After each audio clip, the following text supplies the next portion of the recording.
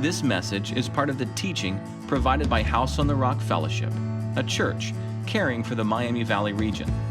Before you listen, be sure to access the notes in the download section of the message page. Have a Bible ready. Thank you for being our guest.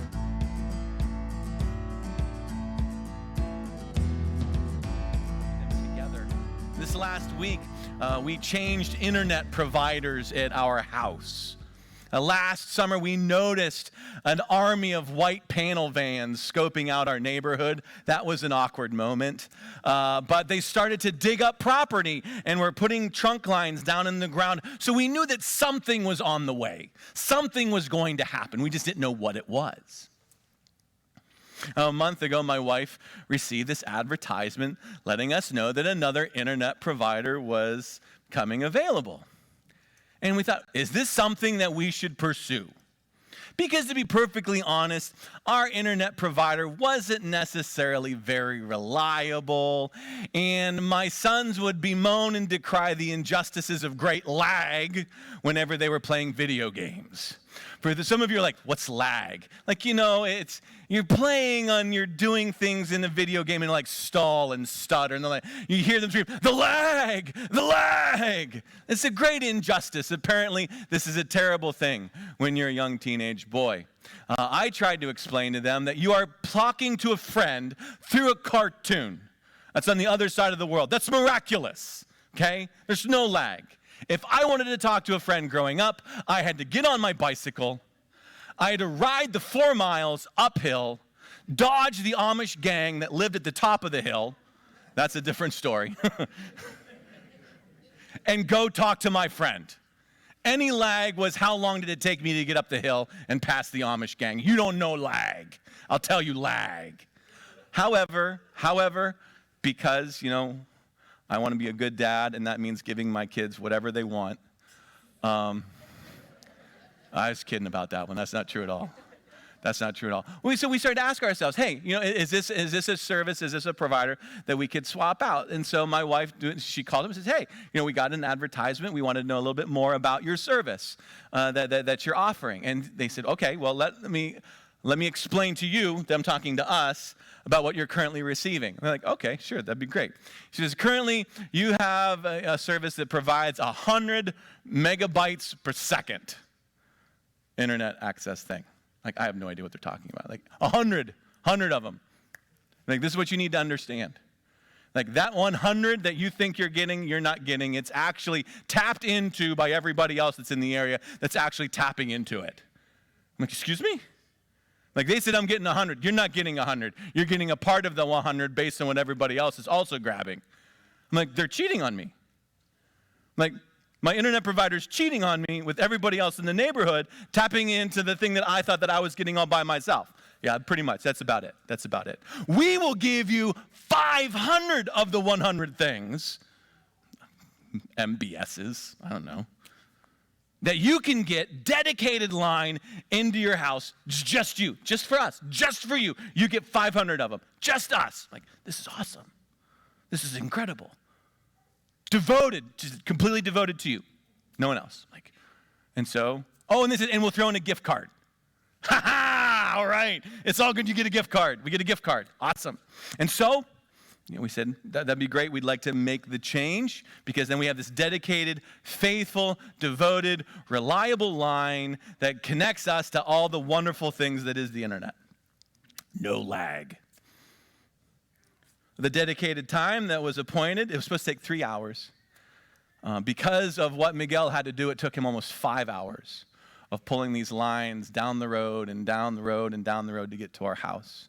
We felt so bad because we're eating dinner and Miguel's drilling holes in the house and working. It's pitch black out and he's all COVID proofed and everything. And so we got him dinner ready and we fixed him dinner and sent him home with cookies and bread and meals and prayed blessings over him. And says, Miguel, I'm so sorry. So, it was great. Happy to do it. I'm like, whatever, dude. You were supposed to be home 2 hours ago. I appreciate that. But here, the Lord bless you. The Lord keep you. Jesus bless you. Here's dinner. Here's dessert. Thank you so much for providing the dedicated, faithful line where there's no sharing whatsoever. It's just for us.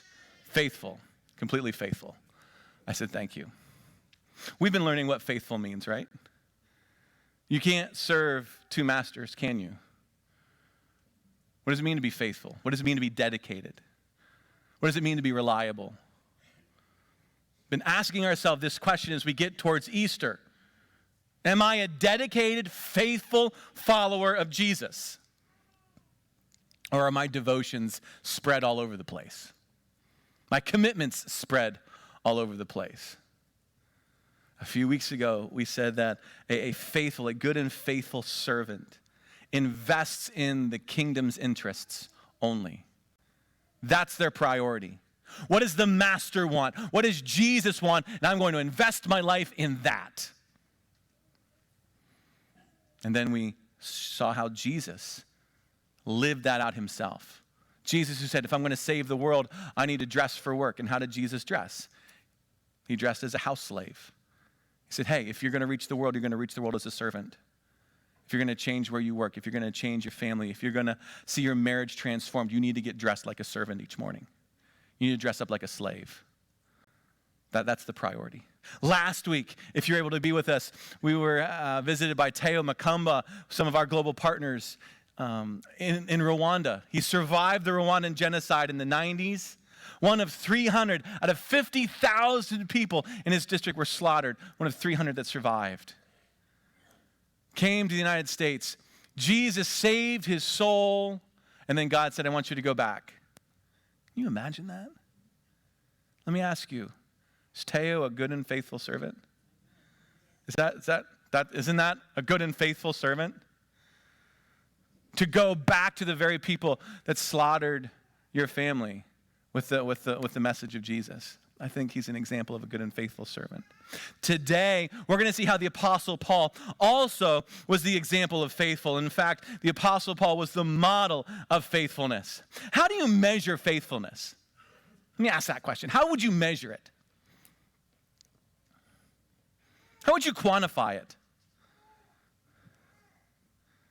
How would you know if you are being faithful? If I were to ask you, hey, are you a faithful follower of Jesus? How would you be able to answer it? Honestly, truthfully. What would you look to? What metrics would you depend on? What would you rely on to help you honestly answer, am I a faithful follower of Jesus? The Apostle Paul is going to help us with that this morning. He lived a life that was Jesus only. There are letters in the New Testament in your Bible that the Apostle Paul wrote to various churches. Churches he was trying to encourage. Churches he was trying to help. Some churches that he needed to correct. One of the churches that he was working through was in a city called Corinth.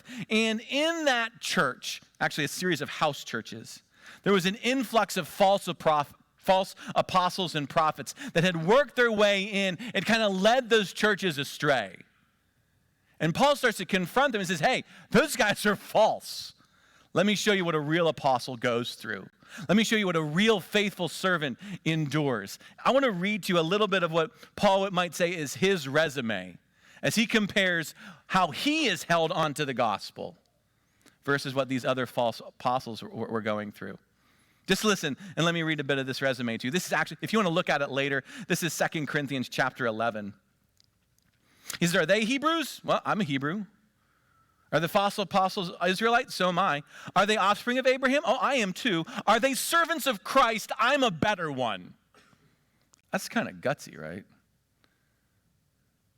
He says, I'm talking like a madman with far greater labors, far more imprisonments, countless beatings, often near death.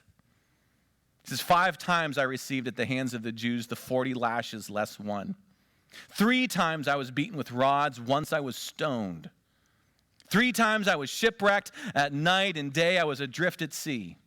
On frequent journeys, in danger from rivers, danger from robbers, dangers from my own people, also danger from Gentiles, dangers in the city and dangers in the wilderness, dangers at sea, dangers from false brothers, in toil and hardship, through many a sleepless night, in hunger and thirst, often without food, in cold and exposure. And apart from all of the other things, there's the daily pressure on me of my anxiety for all the churches. So while these other false apostles might have been setting up these great, beautiful pedigrees of what they had done in their success, Paul says, you know what I've gone through for the gospel? Let me show you what a faithful servant has to endure. Are there any questions that the Apostle Paul's faithful? All the way, every day, right? Kind of had this Dr. Seussian feel about it a little bit. Dr. Seuss is very popular this week in the news, wasn't it? Very popular. And I thought that'd be a great opportunity to incorporate Dr. Seuss into one of my sermons, because that's just the kind of guy I am. How many of you are familiar with green eggs and ham? Isn't that great? We made green eggs and ham yesterday for breakfast. Just because if you tell me I can't, I'm probably going to do it. Green eggs and ham. Sam, I am. Would you eat green eggs and ham in a house? Would you do it with a mouse? I will not do it in a house, and I will not do it with a mouse. Would you do it with a fox in a box? I will not do it with a fox in a box. As this one friend tries to get the other friend to eat green eggs and ham. But as you listen to what Paul says here, it kind of has that canter and that feel as one person maybe is trying to communicate to another person. Get Paul to let go of the gospel. Paul, could we get you to let go of the gospel? Would you let go if shipwrecked 3? Would you let go if adrift at sea? Would you let go in trouble or pain? Would you let go in the cold or the rain? In sleepless nights and hungry plights, surely you'd let go. Oh, you just might. But what would Paul say? Say, no, I won't let go, no matter what might come to be. Jesus the King is first for me, right? And that's it, isn't it? You can only speak of faithfulness in the presence of resistance. You can't say you're faithful if that faith is not meeting any resistance. So that's why Paul was able to say, do you want to know my commitment? I've been shipwrecked 5 times. I've been adrift at sea. Jews beat me multiple times to the edge of my life. I did not let go. I'm in danger from the Jews. I've been hunted by Gentiles. Been hunted in cities. I've been hunted in the wilderness, and I did not let go of the gospel. I'm not letting go of the gospel. I am faithful to my master. Faithfulness proves itself through resistance, temptations, and distractions. So you don't tell me you're faithful to the gospel. You show me you're faithful to the gospel. Paul helps us unpack the challenge of faithfulness in another letter that he wrote. And this is to the letter of the church that's in Philippi. Philippi was a city, a prominent city.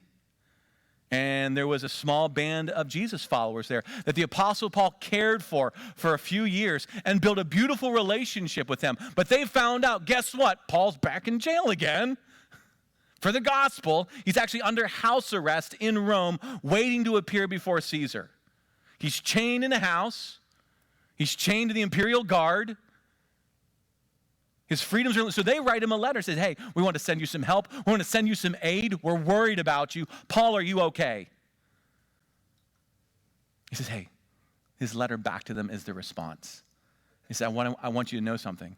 I'm great. And actually, the gospel is spreading and it's advancing. I am chained. The gospel isn't. Let's find out what that takes and what that looks like. I want to read to you from Philippians chapter 1, and this is the passage that we're going to drill down on today. So in Philippians chapter 1, that's in the New Testament. It's this pretty small letter. It's only 4 chapters. Sloan will have it up there for us to go through. I'm going to read verses 12 through 21. You can follow along online. You can follow along with us here. Let me read for you as Paul shows us faithfulness. Philippians 1, starting in verse 12. I want you to know, brothers, what's happened to me has really served to advance the gospel, so that it's become known throughout the whole imperial guard and to all the rest that my imprisonment is for Christ. Most of the brothers, having become confident in the Lord by my imprisonment, are much more bold to speak the word without fear. Verse 15. Some indeed preach Christ from envy or rivalry, but others from goodwill. The latter do it out of love, knowing that I'm put here for the defense of the gospel. The former proclaim Christ out of selfish ambition, not sincerely, but thinking to afflict me in my imprisonment. Well, what then? Only that in every way, whether in pretense or in truth, Christ is proclaimed, and in that I rejoice.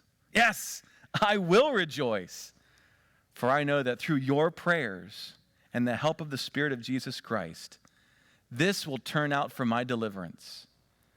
As it's my eager expectation and hope that I will not be at all ashamed, but that with full courage, now, as always, Christ will be honored in my body, whether by life or by death. For to me, to live is Christ, and to die, oh, that's gain. I think there's a few things in here that will help us today as we consider what it means to be faithful. Things that Paul has mentioned, and let me unpack. The first one is this. In your notes, let's write this down together. Faithfulness and faith must link. Faithfulness and faith must be linked up like a chain that connects. Let me give you a chance to write that down, and then let me try to explain what I mean.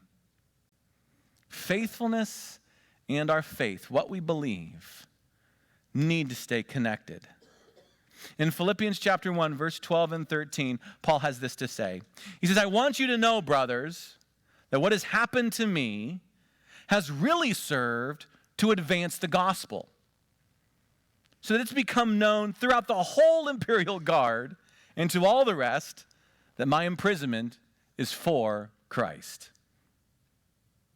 Like the chains that keep Paul bound to the house, like the chains that keep Paul bound to the imperial guard that's watching over him, our faithfulness and our faith have to stay connected. What we say we believe must make its way into how we actually live.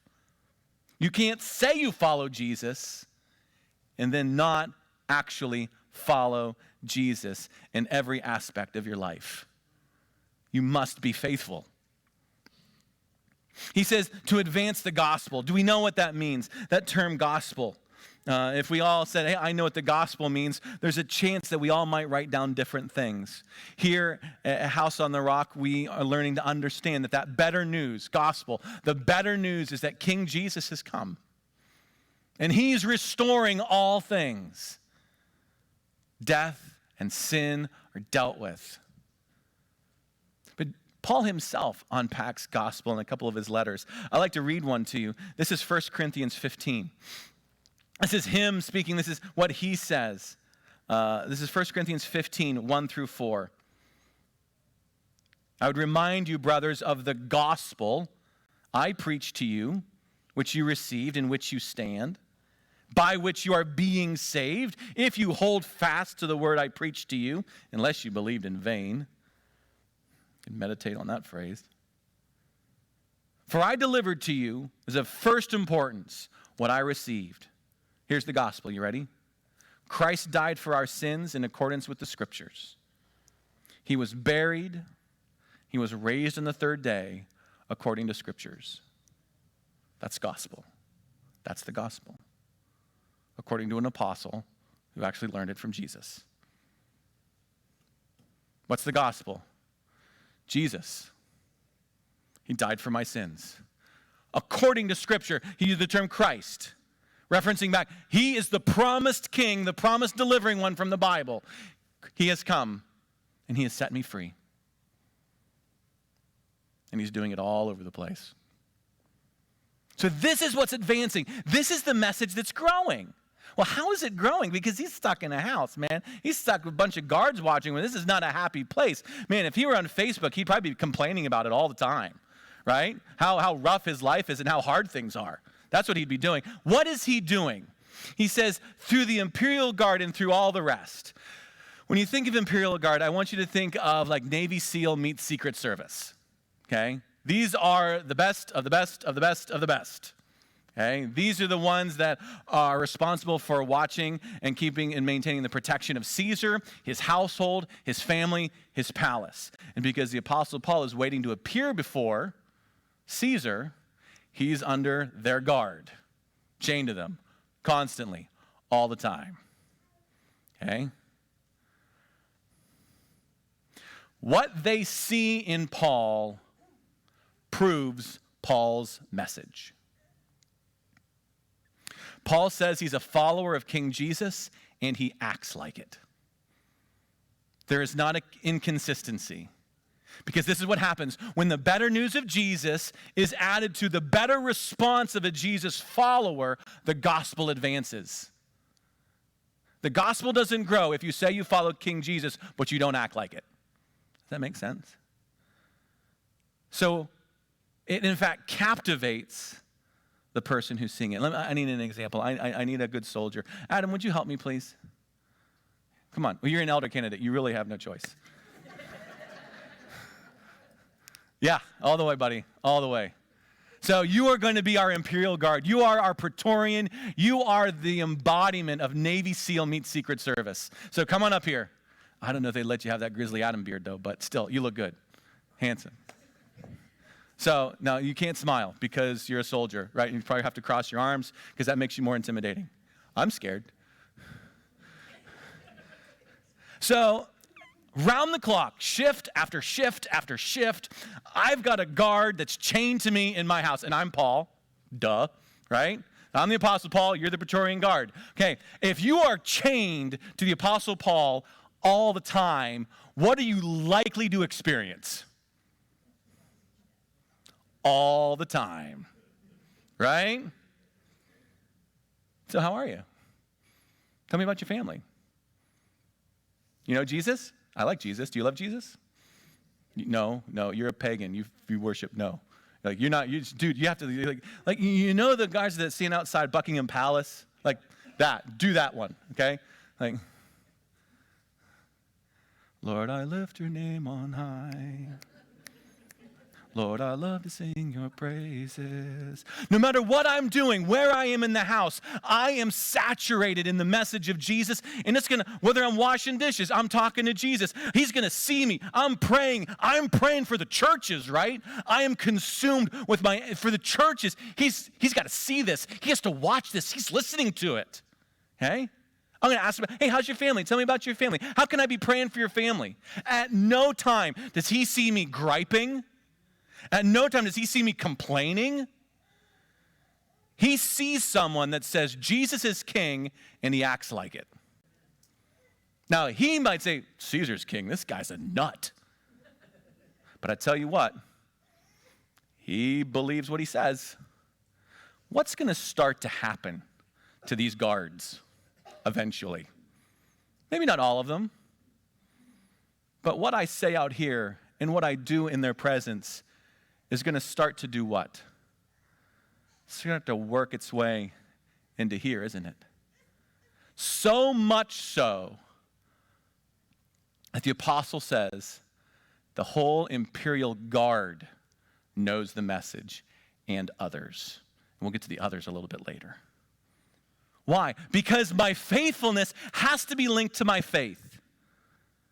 If I say Jesus is king, he better see me act like it. I'm certainly not griping and complaining on Facebook about whatever injustice I think there might be in the world. I'm manifesting love and joy and peace and gentleness, kindness, faithfulness. He sees me living self-control, and it validates the message of the gospel. Thanks, buddy. You were an awesome soldier. You're dismissed. Well done. Well done. At ease. I love elder candidates. They're awesome guys. I love hanging out with them, and I love pushing Adam's buttons. This is what Teo was talking about last week. I think he said this in the second gathering. He said, if you send me back, 1,000 will get saved. If they kill me, 10,000 will get saved. That's just the way it works. And the man is faithful to the gospel, isn't he? For the Apostle Paul, he's saying to himself, if I'm in chains for the gospel and you're chained to me, you are chained to the gospel. That makes sense? If I'm in chains for the gospel and you're chained to me, you are chained to the gospel. And he lived it out all the time. Could you imagine if we began to see everything in our life as an opportunity to advance the gospel? Not our personal agenda, not our personal platform. No matter what it was. If it was frustrations at work or difficulties in a relationship or challenges with a child, no matter what the situation was, you know what? We're going to move the gospel forward through this. That was the Apostle Paul's posture. Faithfulness and our faith have to be linked together. Here's another observation. This comes from verse 14. Faithfulness links followers and courage. Like a chain, it connects these two things. It connects followers of Jesus with courage, where courage might be very difficult to find. But seeing someone who's faithful, it connects followers to courage. He says in verse 14, he says, and most of the brothers, having become confident in the Lord by my imprisonment, are much more bold to speak the word without fear. Because of what I'm going through and my commitment to hold on to the gospel, others in the church at Rome who are watching me, they've become more bold because of how I'm living. It's very key for us to understand faithfulness and fellowship go hand in hand. If you practice your faith in isolation, if you practice your life in isolation, you will find it very difficult to be faithful. Like an ember that's pulled away from the fire, alone in the middle of the night. Eventually, it goes cold. And it saddens me to see brothers and sisters in the faith who, again and again, have chosen isolation and watching their faith all but go out. It takes an act of God's grace to breathe life back into them. But when I surround myself with people who are faithful, it encourages me to be faithful. I'll give you an example. A couple nights ago, we get a magazine. It's called Voice of the Martyrs. Maybe some of you are familiar with it. It's a magazine of testimony and encouragement, letting us know what our brothers and sisters around the world are going through, what they're enduring.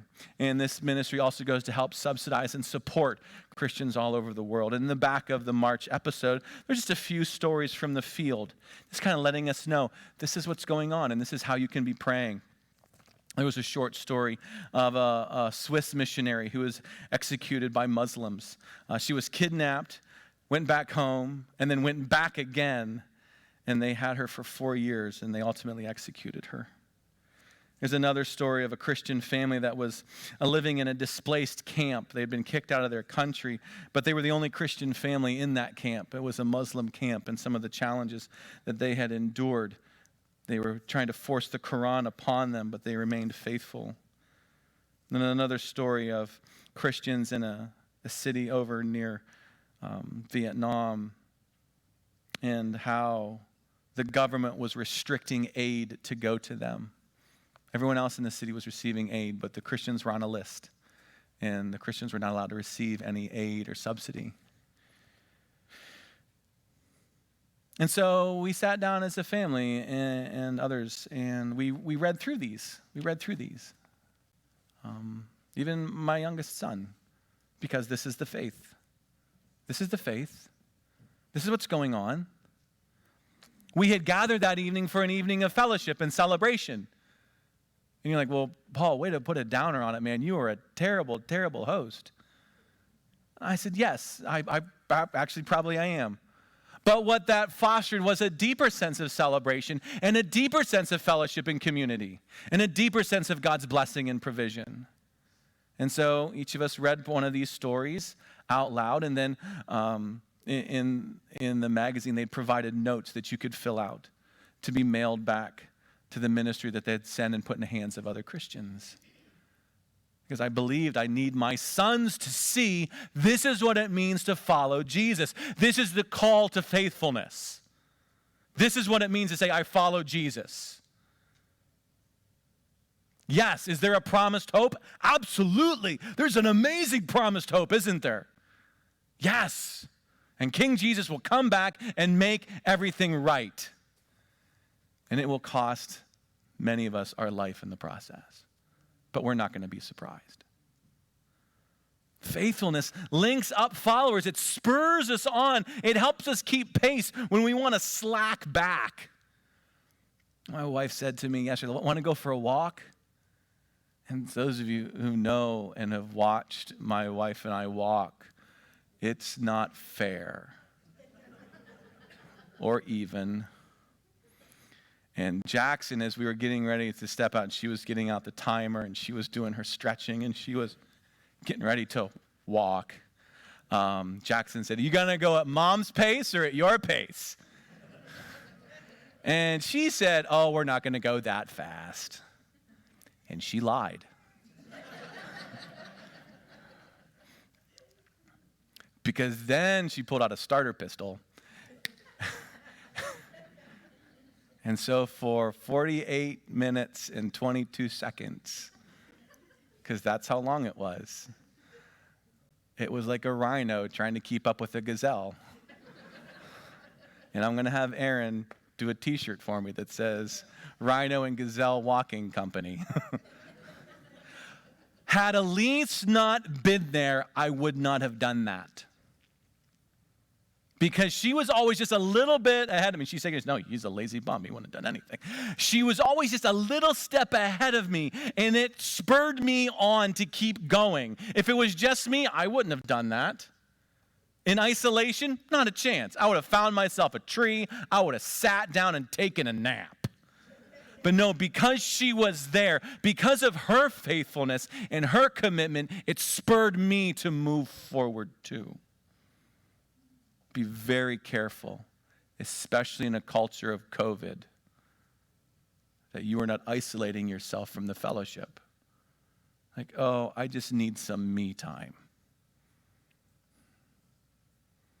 Need to be safe. Safe is a very dangerous word for a follower of Jesus. Very dangerous. Parents, we must be faithful. I see parents here. We need to be faithful. There needs to be a consistency between what we say and how we live. Maybe some of you grew up with parents who said they were followers of Jesus but didn't act like it. That'll mess you up, won't it? That'll really mess you up. Let me get this straight. So you tell us kids that we're a Christian household, but you're acting like that and talking like that and walking like that and spending like that and drinking like that and eating like that. We might not have said that out loud, but it imprints itself upon our unconscious. There must be a connection. Parents, we must be faithful.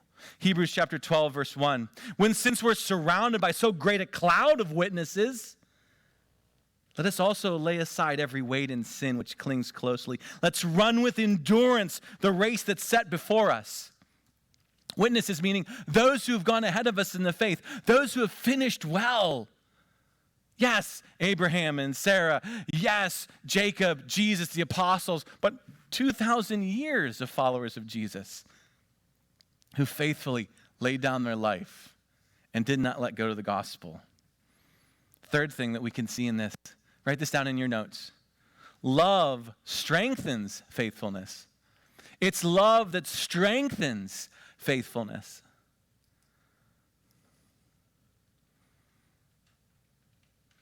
Paul goes back and forth between these two types of preachers. He says some preach, some share Christ out of envy and rivalry. Yeah. Others from goodwill. The latter do it out of love. What we do it because of love. Because of the love of Christ that's been poured into our hearts. Because we have fixed our eyes upon Jesus, who's the author and the perfecter of our faith. Because we look to the cross. And his love compels us.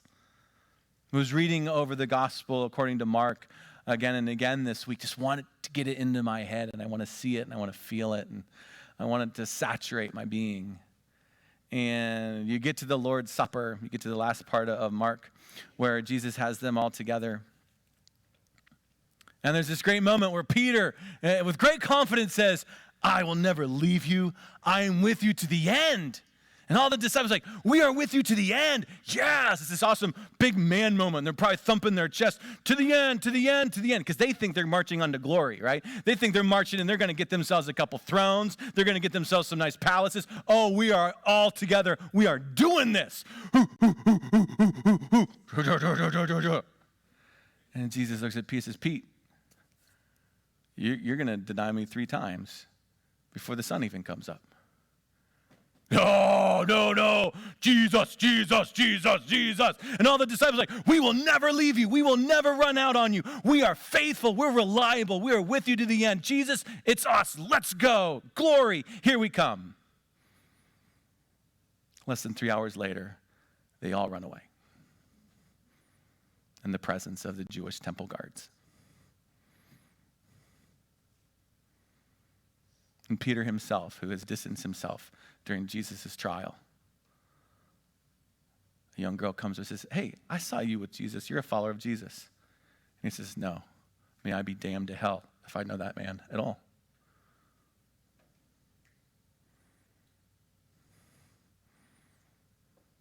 Not very reliable, are they? They weren't very faithful, were they? But then something happens. What happens?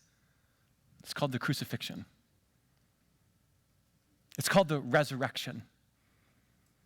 It's called the Holy Spirit breathing life and love into their souls. And then what do these guys go do? They change the world by dying for the gospel. Love makes all the difference.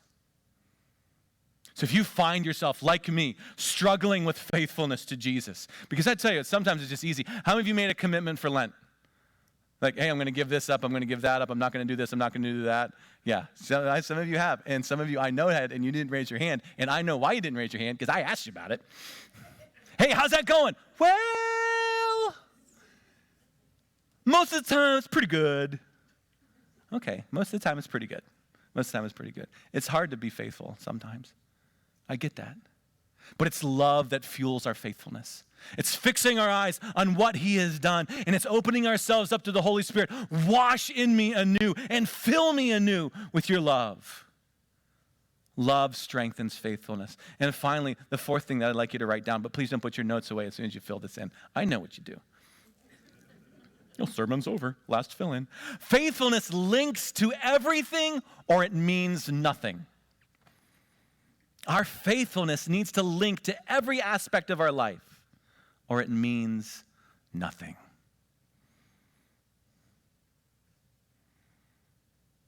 Paul said, and this is just verse 21, just verse 21. He says, for to me, to live, it's Christ. To die, that's gain. For to me, living, it's all about Christ, and dying, that's just gain. All the way, every day. He's not going to let go of the gospel. He's not letting go of his master. He's clinging to it. He's not just faithful for 1 hour. He's faithful all the time. Husband, are you faithful to your wife? Oh yeah, most days, absolutely. Does that work? Does that count? Most days. Most days. Christian, are you faithful to Jesus? Absolutely. 1 hour, Sunday morning, a couple times a month, I'm there. I am there, man.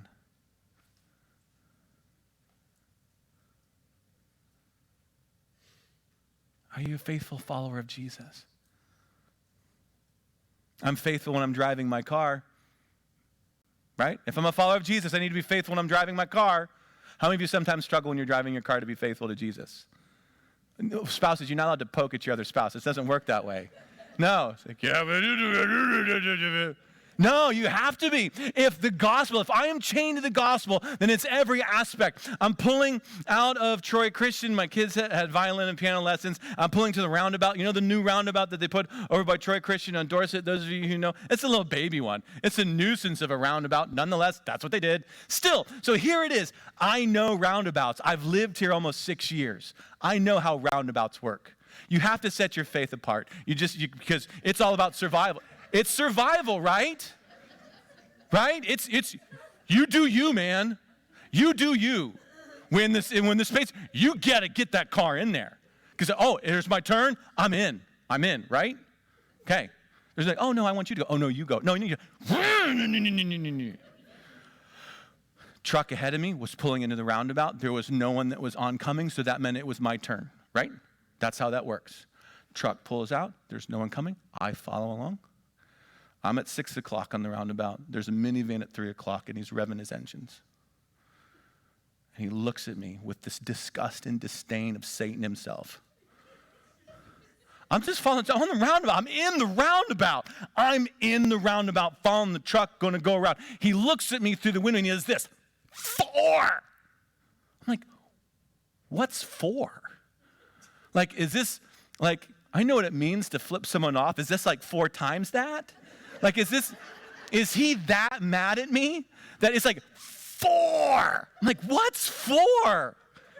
What is 4 mean? And he did like 4. If some of you know, maybe there's some inside Ohioan culture I haven't gotten yet. I mean, is that like some secret slang language for something else? Because I was confused. But here's the challenge. I've got Jackson and Lucas in the car. And clearly he's mad, which means I want to have fun right now. That's what I want to do. Like, just stop my car completely. But I couldn't, because I'm connected to the gospel, aren't I? I'm chained to the gospel. And I can't set aside my faith because, so what did I do? I blessed him in the Lord. And I waved.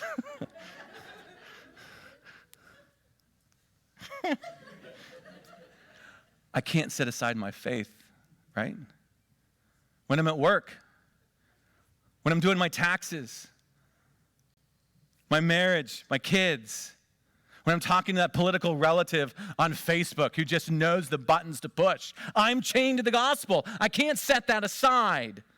And the rougher it gets, the more I'm convinced that the farther the gospel can go. Paul saw every moment and situation as one to advance the gospel. You get to the end of the letter to the Philippian church, and Paul says, hey, I love you. I'm praying for you. You're awesome. I'm so thankful for you. The brothers and sisters here in Rome, they say hi. And those in the household of Caesar say hi as well. You're like, what? What's he talking about? How is it that anyone in the whole household of Caesar would give a rip about brothers and sisters in Philippi? What would make that possible? How is that possible?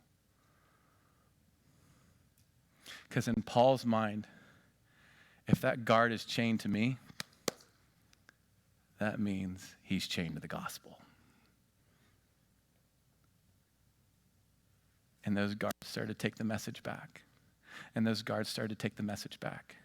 And it began to work its way through the household of Caesar himself. So much so that they gave their lives to following King Jesus. And so, what might have started off as a guy like this, at some point maybe, as Paul's writing this letter to this church, tell him I'm praying for him too. Right. Right. We must stop breaking and separating what we say is our faith and the way we live our life. They must stay connected. The love of the gospel is so powerful. It can change the hearts of the most hardened pagan warrior. It's that powerful. We just have to be willing to die for it. Artists, would you come up, please?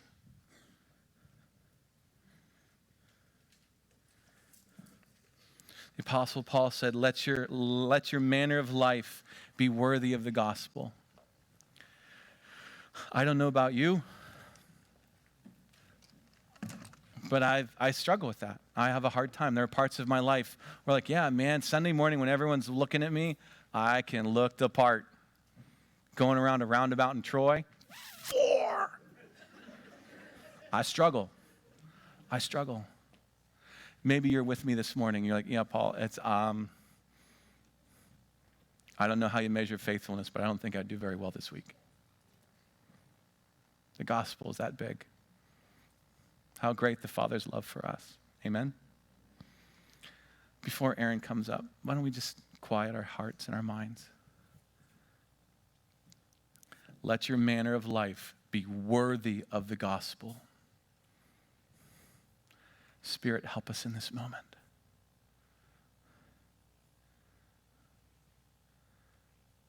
If you are here and you would say, I really struggled this week, I pray for you. I ask that God pour his grace upon you, his forgiveness and his love. He put the pieces back together again for you. Believe me, the Apostle Paul dropped the ball sometimes too. God, may your grace help us in this time. Thank you that we have the table now. In Jesus' name.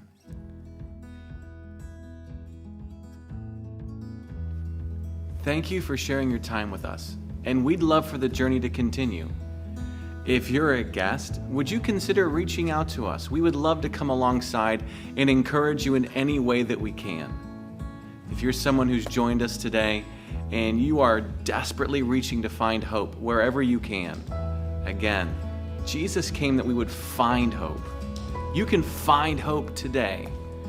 If you want to send us a short note, a member of our Hope team would reach out quickly, promptly, to come alongside and see what we can do to encourage you in whatever storm you might find yourself in. That's why Jesus came. That's why we're here. Jesus said there's 2 ways to live your life. And a wise man, a wise woman, builds their life on Jesus' instructions. God bless.